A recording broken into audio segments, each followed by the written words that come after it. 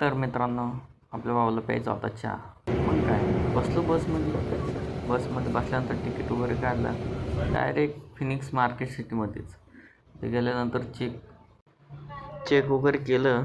मग सोडलं आतमध्ये. नंतर काय, असा ट्रक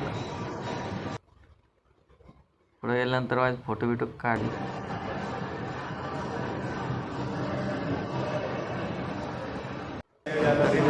मध्ये मग काय मारल्या शायनी बहिणी माहिती.